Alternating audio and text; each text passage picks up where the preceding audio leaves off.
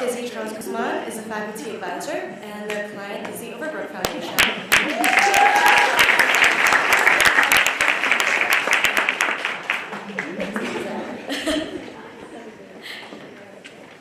Okay, so hi everyone, my name is Paula and I'm happy to be here on behalf of my Capstone group, Innovation in Forest and Biodiversity Preservation, a group consisting of all these great members, including our project manager Hannah and our faculty advisor Kizzy Guzman. So just to recap, we have been working with the Overbrook Foundation, who partners with organizations in priority environmental areas. For the scope of our project, we assisted the Overbrook Foundation with identifying projects that are working with the critical importance of standing forest and biodiversity preservation. But why is keeping forest standing so important to our client and the larger sustainability community? Aside from being the home of many communities and species, forests play a critical role in carbon sequestration. While many climate researchers are working on new technologies for carbon sequestration, keeping forest standing is the most efficient thing that we could do right now to slow climate change.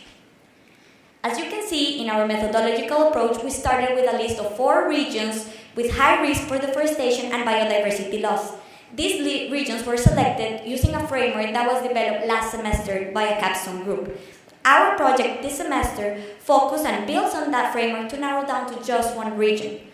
With this being selected, then we had to understand the threats of the region to identify organizations with boots on the ground. While many of these organizations or projects are deserving of support, we needed to develop an assessment framework to be able to select the projects that will bring the highest impact to the organization considering their priority areas.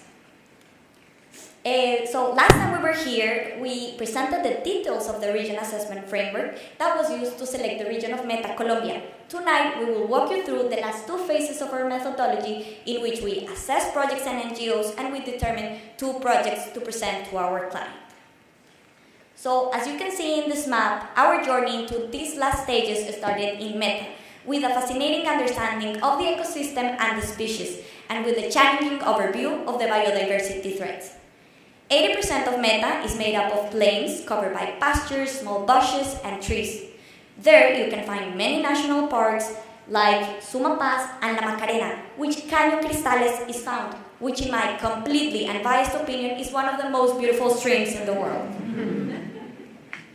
Also, in Meta you can find different species of birds and frogs and a strong population of terrestrial mammals, such as capybaras and giant anteaters. However, all this beauty and biodiversity is threatened by an increased amount of activities that lead to deforestation, such as agriculture, cattle ranching, illegal trafficking of species, and illegal mining. According to the UN Office on Drugs and Crime, illegal mining in Colombia spans over 64,000 hectares, and in 2020, 69% of Colombians' gold was mined illegally. So, by recognizing these threats, we started our desktop research of more than 60 organizations operating in Colombia.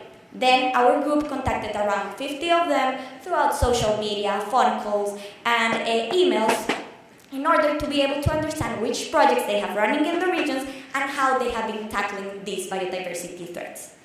After this process, 8 NGOs developed our survey with all the information necessary that we needed, and we had several interviews with them. After this research and having valuable conversations with NGOs, institutions, and with our client, we realized the importance of supporting projects all over Colombia, because at the end, these biodiversity threats are not limited by the borders of Meta. So with our list of these 8 projects, we needed an assessment framework to compare them and to determine which would be the best fit for the Overbrook's mission. So we got together these 8 criteria that you can see in these boxes to assess them. The goal of this assessment framework was to provide the Overbrook Foundation a tool with an objective and a repeatable tool that they can use long after this Capstone project is finished. So these categories have a scoring system that will tell us whether a project is exemplary, is adequate, just developing, or if there is insufficient.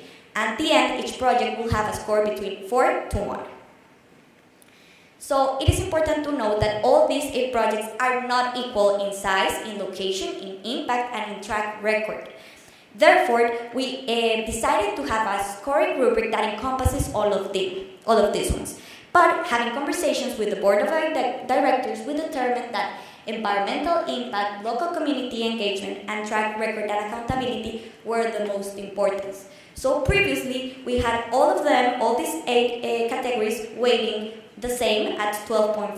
But after some agreements with our client, we decided that these 3 priority areas would be 20% and the rest would be just 8% of the total of the score.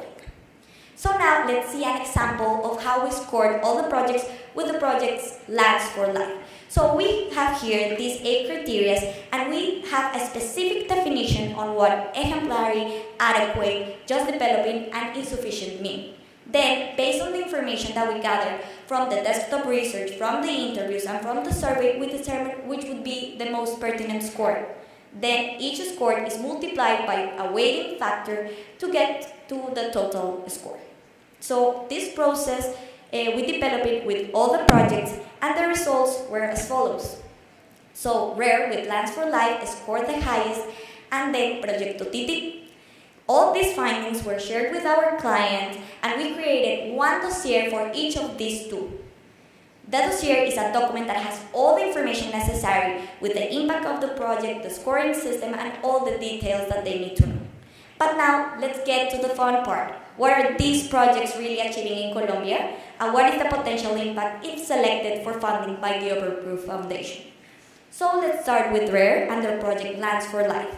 RARE is a global organization leading social change for people and nature. For more than 45 years, they have empowered people to shift to more regenerative practices to address really complex environmental challenges such as unsustainable agriculture.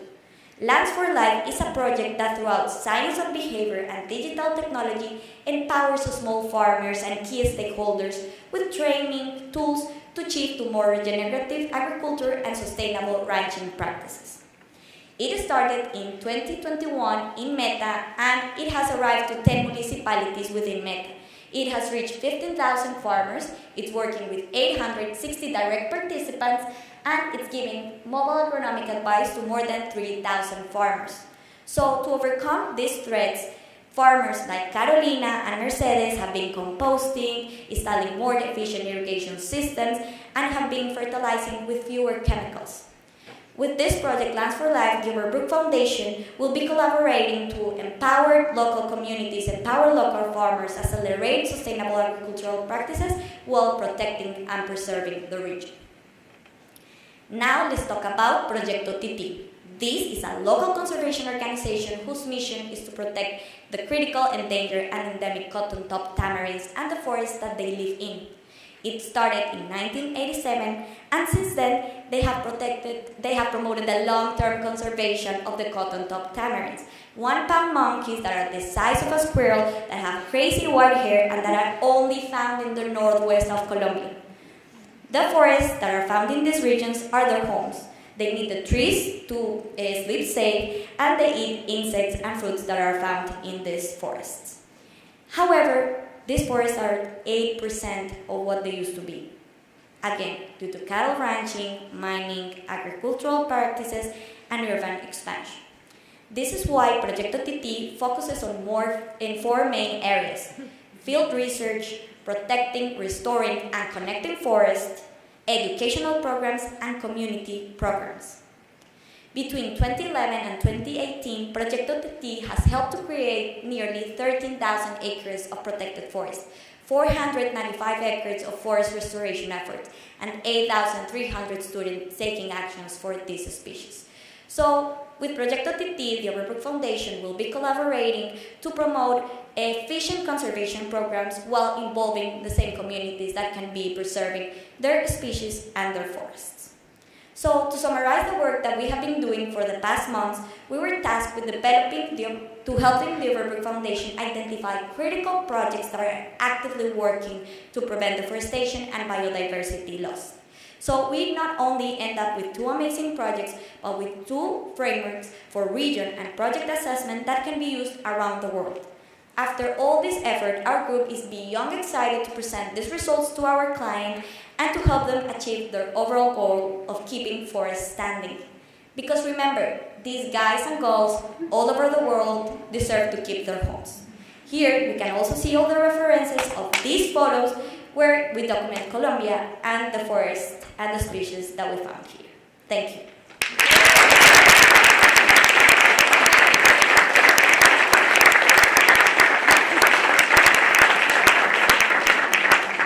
Hi, thank you so much.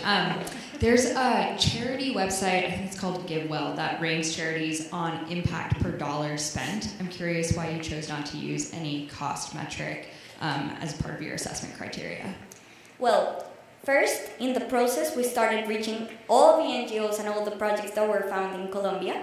And throughout that process, we understood that that type of detail in the projects wasn't easy to find. Then, in the meantime, while we were researching of many information, we were also co-creating and developing the criteria framework.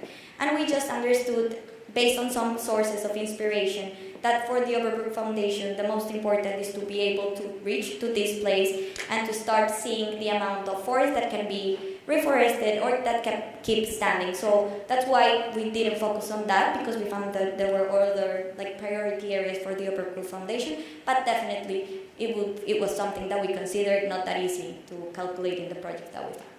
Thank you.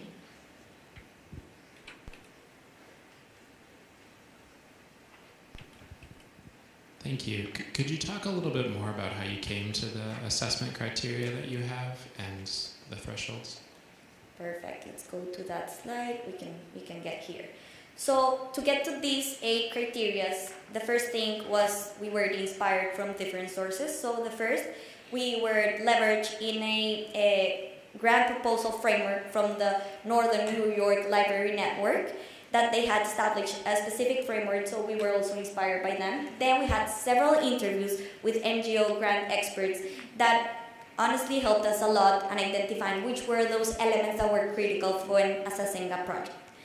And last, and the most important, conversations with our client. At the end, what we wanted is that the criteria areas are the ones that for them are the most relevant when funding any project. So we co-created a lot with them.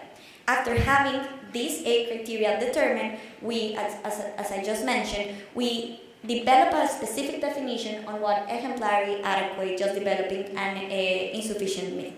And then it's just like a simple Excel sheet for each of these projects, where we got all the definitions and started seeing, based on the evidence that they presented, what was the most pertinent score. So that was the process.